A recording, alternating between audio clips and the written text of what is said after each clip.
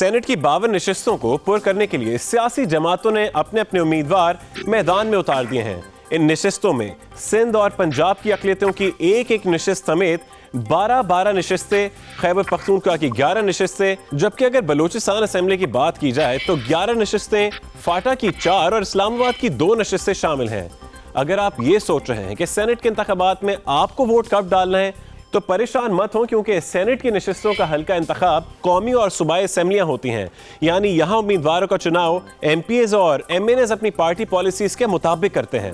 अब अगर बात की जाए पंजाब की तो सेनेट में सूबे की 12 खाली नशिस्तों के लिए पंजाब असेंबली के 371 अरकान वोट देंगे, जिसमें 7 जनरल नशिस्तों के लिए हर उम्मीदवार को 53 वोट चाहिए होंगे। खवातीन, उलमा और टेक्नोक्रेट के 2 नशिस्तों के लिए हर नशिस्त को जीतने के लिए कम से कम भी 185 वोट दरकार होंगे, जबकि अक़लियती नशिस्त के लिए ऐवान की सादा अक्सरियत चाहिए होगी।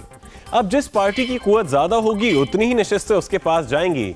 अब बात कर लेते हैं सिंध की, तो 12 सेनेटर्स का इंतखाब सिंध असेंबली की 168 अरकान करेंगे।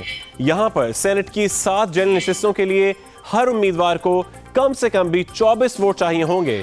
खवातीन, उलमा और टेक्नोक्रेट की हर नशिस्त को जीतने के लिए कम से कम भी 84 वोट दरकार होंगे, जबकि अक़लियती नशिस्त हासिल करने के लिए ऐवान की सादा अक्सरियत दरकार होगी। सूबा खैबर पख्तूनख्वा के 11 सेनेटर्स का इंतखाब केपी असेंबली के अरकान करेंगे। 124 के ऐवान से सूबे की 7 जनरल नशिस्तों के लिए हर उम्मीदवार को 18 वोट चाहिए होंगे, जबकि खवातीन, उलमा और टेक्नोक्रेट की 2 नशिस्तों में से हर एक नशिस्त को जीतने के लिए कम से कम भी 62 वोट चाहिए होंगे। अब अगर बात की जाए सूबा बलूचिस्तान की तो 11 नशिस्तों के लिए सेनेटर सूबाई असेंबली के 65 अरकान की तरफ देखेंगे। यहाँ 7 नशिस्तों में से हर नशिस्त के लिए उम्मीदवार को कम से कम भी 9 वोट चाहिए होंगे, जबकि खवातीन, उलमा और टेक्नोक्रेट की 2 नशिस्तों के लिए 33 अरकान के वोट दरकार होंगे।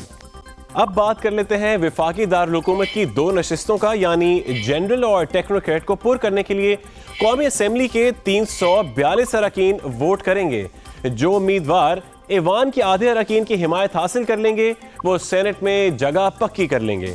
इस वक्त ऐवान में मुस्लिम लीग नून की अक्सरियत है, इसलिए इम्कान है कि जनरल और टेक्नोक्रेट्स की नशिस्त पर मुस्लिम लीग नून ही कामयाब होगी।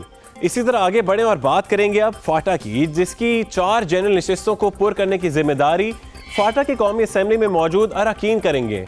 एक हल्के में अमन व अमान की सूरत हाल के पेश नज़र इंतखाब नहीं कराया गया। यूं ऐवान में फाटा के 11 अरकान नए सेनेटर्स का इंतखाब करेंगे। फाटा की सिर्फ 3 अरकान की हिमायत उम्मीदवार को 6 साल के लिए सेनेटर मुंतखब करवा देगी।